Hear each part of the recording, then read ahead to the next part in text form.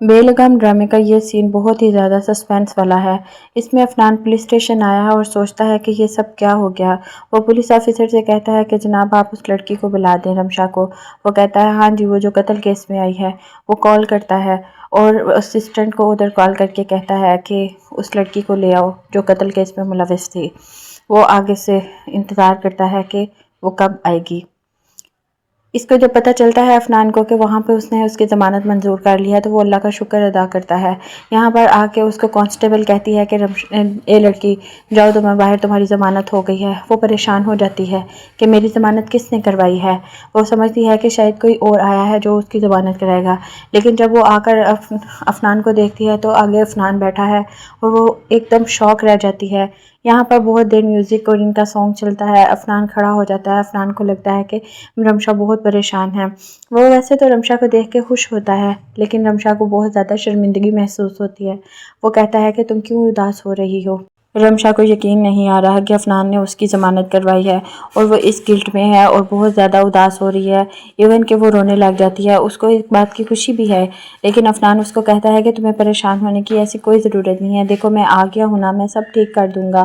وہ اس کے گلے لگ جاتی ہے اور اپنا گلٹ چھپانے کی کوشش کرتی ہے۔ اس کو لگتا ہے کہ اس سے بہت ہی غلط کام ہو گیا ہے۔ اس نے جو دیکھا وہ بہت ہی شاکنگ تھا، لیکن عفنان کے لیے یہ سب بھی بہت زیادہ شاکنگ ہے۔ آپ کی کیا رائے ہے کہ یہاں پر جو کچھ ہو رہا ہے یہ کیسا آپ کو لگ رہا ہے؟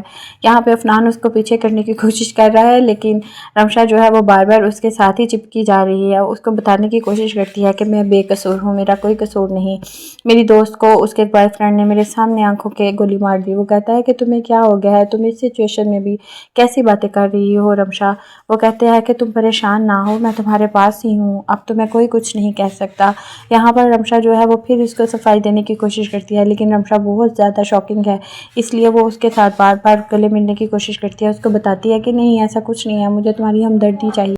رمشا جو ہے وہ عفنان کو بار بار اپنی صفائیاں دینے کی کوشش کر رہی ہے کہ میرا کوئی قصور نہیں ہے، تم میرے سے کبھی بھی ناراض مت ہونا، یہ جو کچھ بھی ہوا صرف میں نے دیکھا ہے۔ وہ کہتا ہے رمشا پلیز چپ کر جاؤ، تم ایویں خام پریشان ہو رہی ہو، شکر اللہ کا تمہاری ضمانت ہو گئی ہے، میں تمہارے پاس ہوں، اب تمہیں کسی سے بھی ڈرنے کی ضرورت نہیں ہے، اللہ کا شکر ادا کرو کہ سب کچھ ٹھیک ہو گیا ہے۔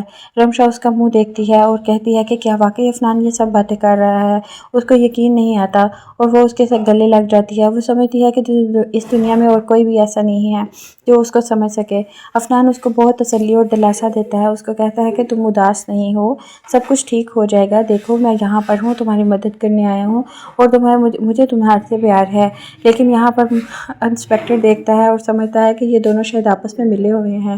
یہاں پر وہ خاموشی اختیار کر لیتا ہے اور یہ ایک دوسرے کو دیکھتے ہیں اور یہاں سے واپس اپنے گھر کی طرف چلے جاتے ہیں۔ آپ کو ریویو کیسا لگا کمنٹ سیکشن میں بتائیں اور چینل کو سبسکرائب کرنا نہ بھولیں۔